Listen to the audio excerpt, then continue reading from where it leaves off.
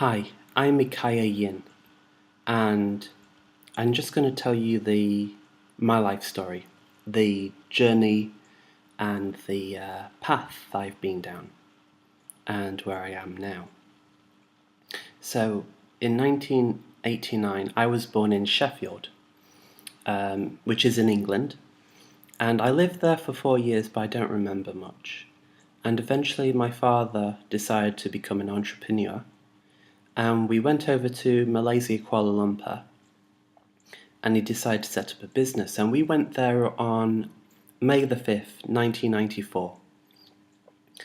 And I lived there for 11 years, and it was an amazing experience. I remember the first house we moved to, we had these rambutan trees, and the rambutans would fall down every day. And for most of my time in Malaysia, I lived in apartments, and we used to live in an apartment once, which was by a jungle. And every morning, or nearly every morning, we'd walk down the path to where the school bus would come to, and there would be a crowbar there. So, yeah, that was interesting.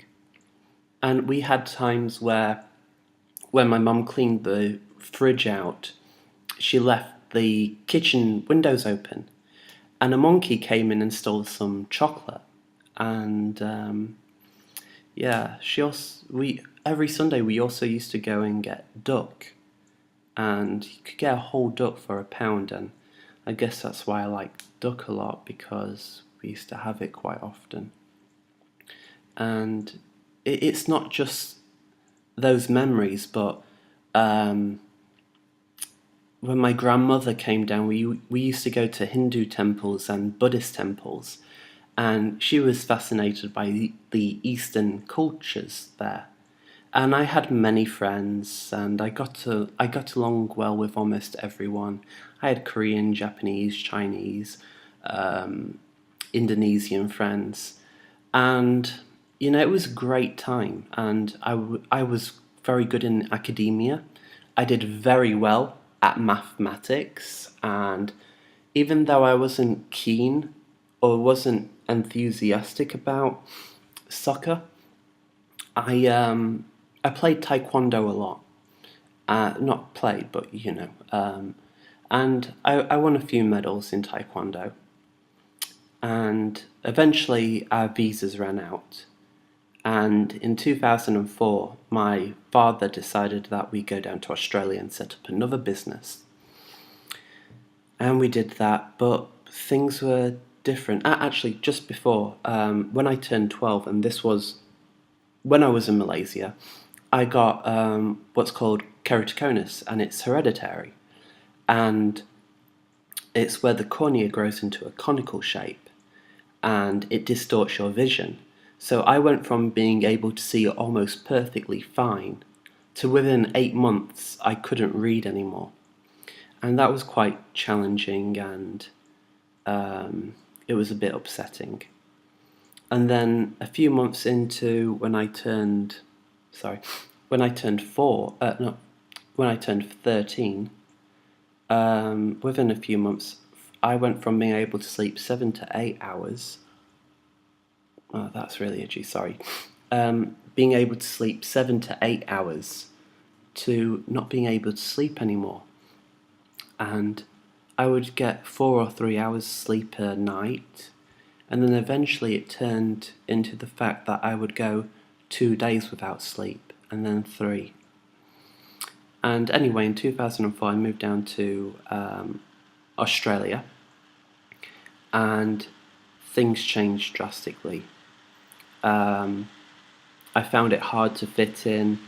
I felt like I had come from another world, and everything was different, and I found it hard to adapt, and I found it a struggle to make friends. And I did meet 3 people, and I thought they were friends. And I spent my last 3 years of schooling there, and when I said, look, I'm feeling depressed, they turned around and snapped my head off. And they said, you can't be depressed because you are so fortunate in life and this, that, and the other, and they just denigrated me to the point where our friendship was gone.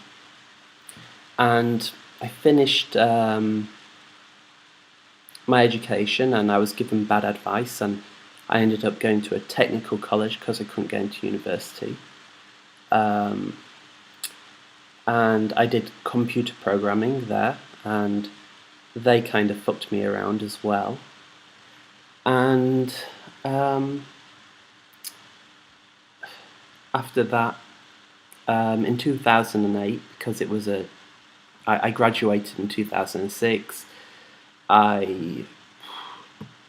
In 2007, I started my technical college, finished in 2008, and it wasn't enough to get into university, so I ended up doing this bridging course, and then I got into university and I did computer science. And I did that for a year and decided that's not what I wanted to do. That wasn't me. And I took a year off to try and figure out what I was going to do with my life. And in 2010 I decided, and this is partly because of my father, I was going to do a business degree, and my father always wanted me to do a business degree. So I applied to this really good business school in my city, and I did a degree in economics and international relations. And I did that for 2 years, and I decided, I began struggling because it became a bit too intense, and so I've gone 2 years into this degree, and then I started struggling. And so then I focus more onto the international relations side, and I meet a really nice person called Rachel in 2012, and we hit it off quite well, and she was a great friend. And 2012 goes by, I feel like I've got a degree and know what I'm going to do. So 2013 comes around, and I would just say that in 2011 October I started seeing a psychiatrist often, and I eventually wanted to be more than just friends with Rachel, and I asked her out in May 2013, and she politely declined. And then